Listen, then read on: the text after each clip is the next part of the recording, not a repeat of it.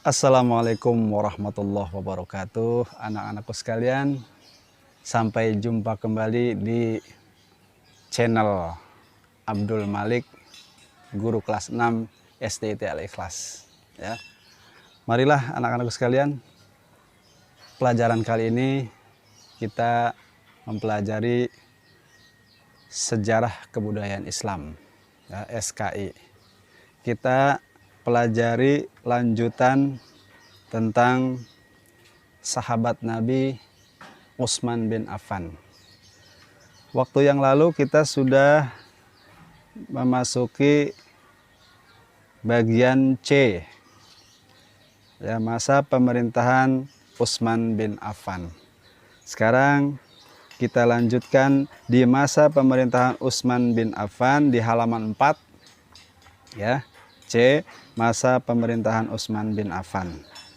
Sebelum kita lanjutkan pelajaran ini, kita awali dulu pelajaran kita dengan membaca Bismillahirrahmanirrahim. Al-Fatihah.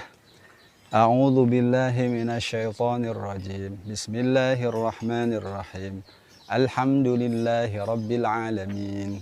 Arrahmanirrahim. Maliki yaumiddin. Iyyaka na'budu wa iyyaka nasta'in. Ihdinas siratal mustaqim. Siratal ladzina an'amta 'alaihim ghairil maghdubi 'alaihim waladdallin. Amin. Bismillahirrahmanirrahim. Rabbi zidni 'ilman nafi'a warzuqni fahman.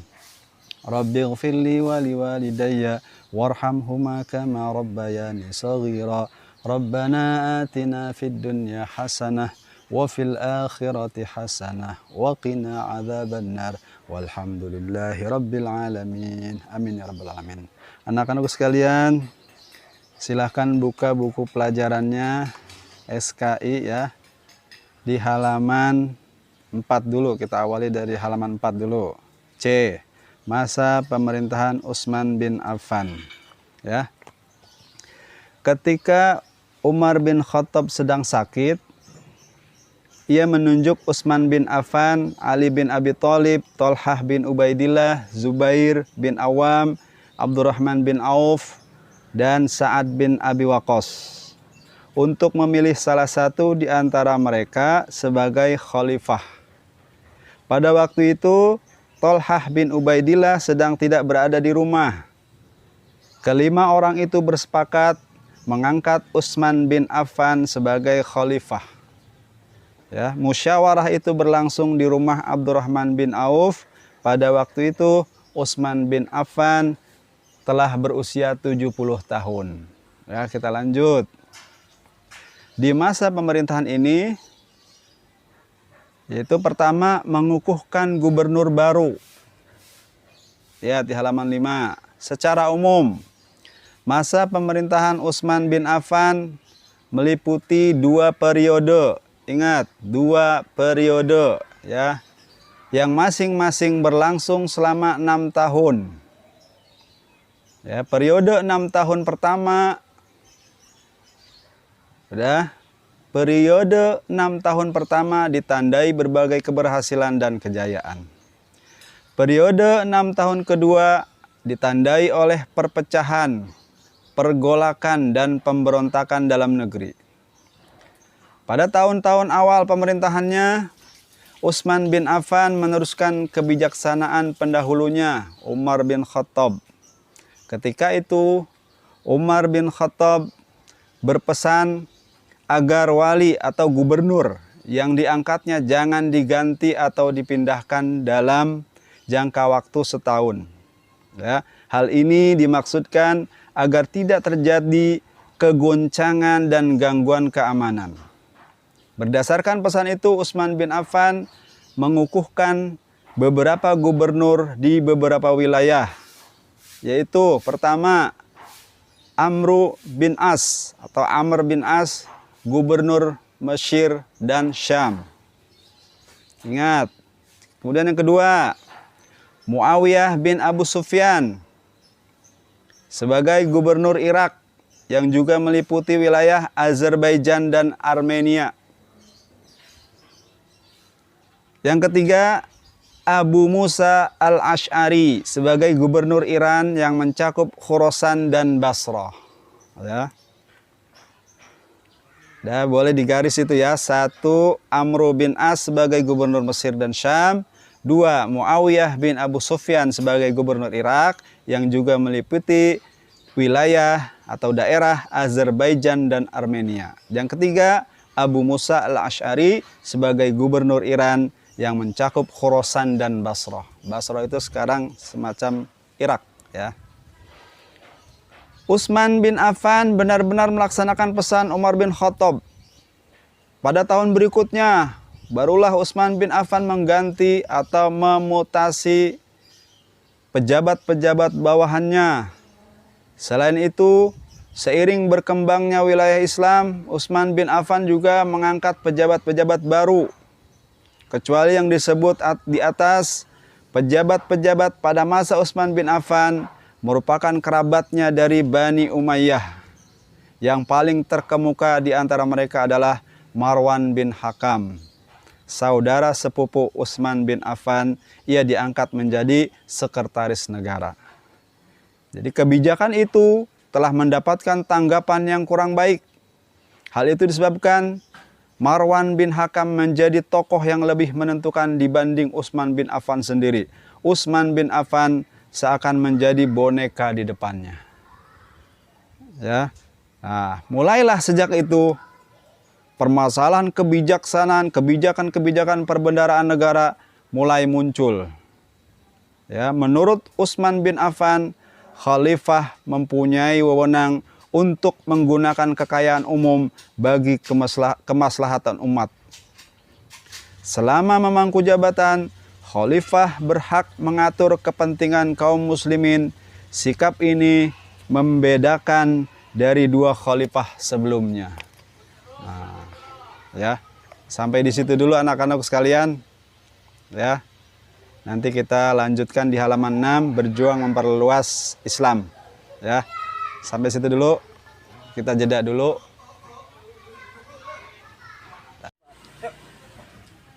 Jumpa lagi anak-anakku sekalian, ya.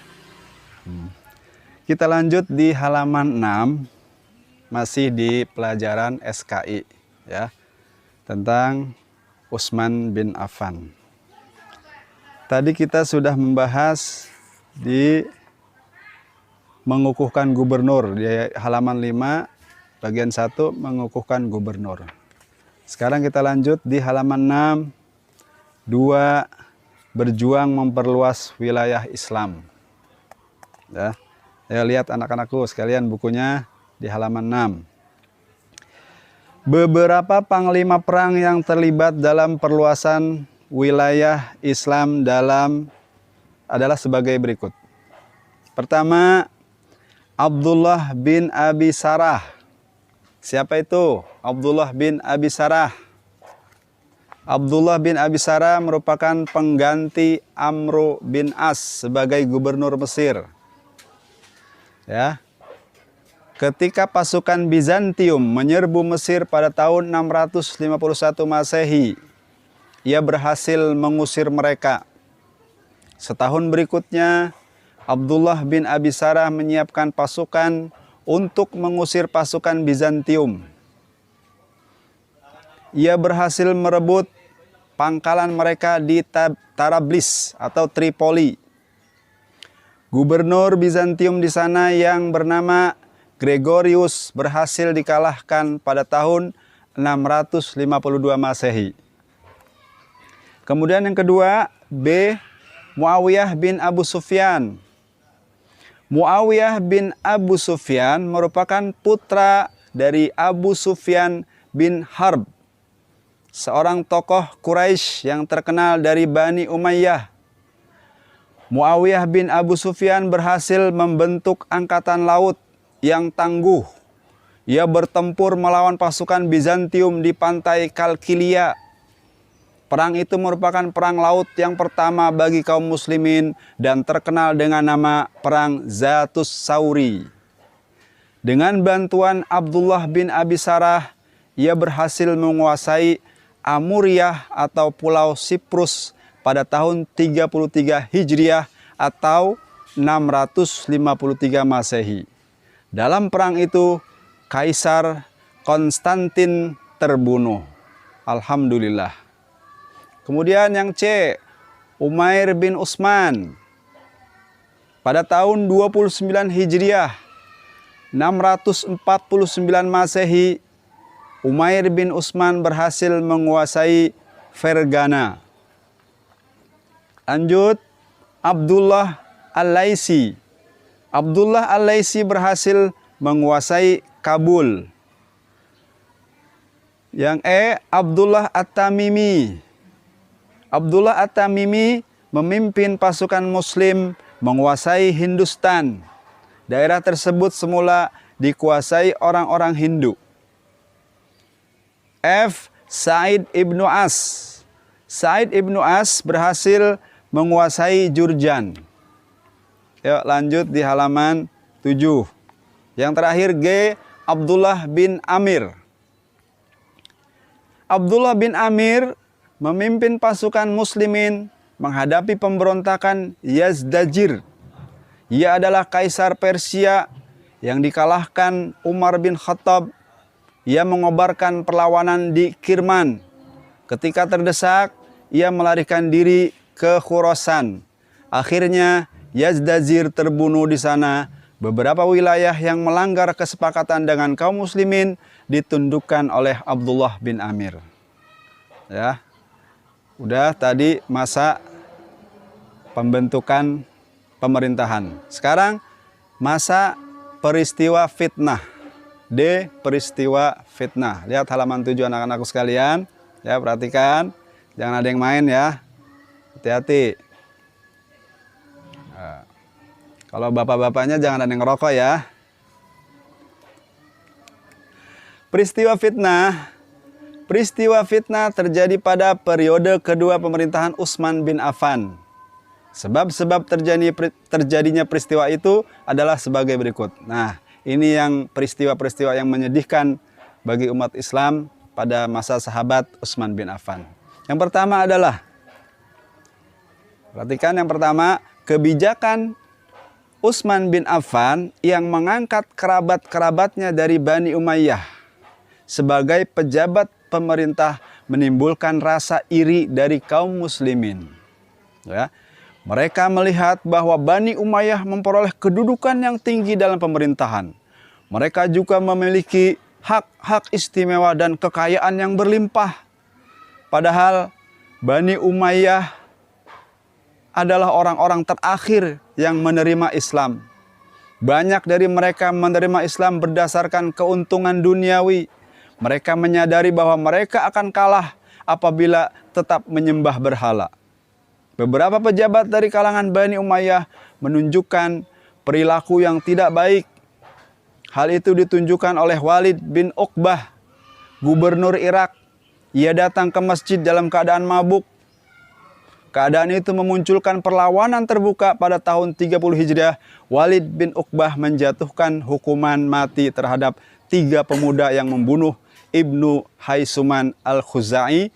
Hukuman mati itu mengundang kemarahan Bani Azad, keluarga pemuda yang dihukum. Lanjut yang kedua, hilangnya pengaruh kaum Ansar Madinah dan Bani Hashim juga menjadi sebab yang penting.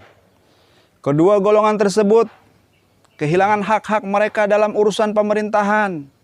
Hal itu menyebabkan kedua golongan tersebut membenci Bani Umayyah. Kemudian yang ketiga, ya, masih peristiwa fitnah. Pengangkatan Marwan bin Hakam sangat tidak disukai oleh masyarakat muslim. Ia adalah orang yang sangat mementingkan diri sendiri. Ia juga merencanakan agar Bani Umayyah dapat menguasai pemerintahan Islam. Kemudian yang keempat, ya, kesederhanaan dan kemurahan hati Utsman bin Affan menjadi penyebab bencana bagi dirinya. Ia terlalu mempercayai Marwan bin Hakam. Hal itu membuat keadaan pemerintahan makin buruk. Akibatnya banyak orang membuat kerusuhan di daerah Seharusnya Utsman bin Affan mampu mengatasi hal itu dengan kekerasan dan ketegasan, akan tetapi ia tidak bisa melakukan hal itu karena kelembutan hatinya. Ya, kita lanjut masih di peristiwa fitnah. Yang kelima, ya, pembuangan Abu Dzar Al-Ghifari telah membangkitkan kemarahan kaum muslimin. Abu Dzar Al-Ghifari adalah orang yang sangat soleh. Ia membela kepentingan rakyat kecil. Ia telah mendesak Gubernur Suriah agar mewajibkan orang-orang kaya menyisihkan sebagian hartanya bagi kepentingan kaum miskin. Akan tetapi Muawiyah bin Abu Sufyan malah melaporkannya sebagai penghasut kepada Utsman bin Affan. Akhirnya ia dibuang dan dikucilkan di desa Rabadah. Kemudian yang terakhir, yang keenam, kaum munafik telah menyebarkan fitnah dan hasutan. Mereka dipimpin oleh Abdullah bin Saba. Ia adalah seorang Yahudi yang berasal dari Yaman dan berpura-pura masuk Islam. Ia menghasut kaum muslimin agar memberontak kepada khalifah. Jadi keadaan itu telah menyebabkan keadaan masyarakat muslim menjadi kacau. Di kota Kufah dan Basrah, rakyat menentang gubernur-gubernur yang diangkat oleh Utsman bin Affan. Di Mesir, Abdullah bin Saba mendakwahkan hak Ali bin Abi Thalib yang sah untuk menjabat khalifah. Ia menyebarkan pemikiran Yahudi tentang Mesiah. Abdullah bin Saba menyatakan bahwa Ali bin Abi Thalib akan datang sebagai Al-Mahdi atau penyelamat dunia. Ya. Pemberontakan pertama pecah di Mesir. Mereka mengusir gubernur. Kemudian sekitar 600 orang pemberontak datang ke Madinah. Dalam perjalanan, para pemberontak dari Kufah dan Basrah itu bergabung. Mereka mengemukakan keluhan-keluhan terhadap Utsman bin Affan. Keluhan itu ditanggapi oleh Utsman bin Affan dengan mengangkat Muhammad bin Abu Bakar sebagai gubernur yang baru. Para pemberontak itu kelihatannya puas dan kembali ke daerah masing-masing. Ya, anak-anak sekalian, masih di halaman 8. Nanti kita lanjutkan ya di episode selanjutnya. Kita cukupkan sampai di situ dulu. Mudah-mudahan anak-anakku bisa memahami ya. Tolong dibaca, diulang-ulang ya. Dibaca, dilihat lagi ya. Nanti yang kalau Bapak suruh garis bawahi, silahkan digaris bawahi ya. Oke, sampai situ anak-anak sekalian pelajaran SKI. Nanti kita lanjut ke pelajaran selanjutnya, yaitu wafatnya Utsman bin Affan. Ya, Bapak akhiri ya pembahasan SKI pada hari ini. Mohon maaf apabila banyak kekurangan-kekurangan. Wassalamualaikum warahmatullahi wabarakatuh.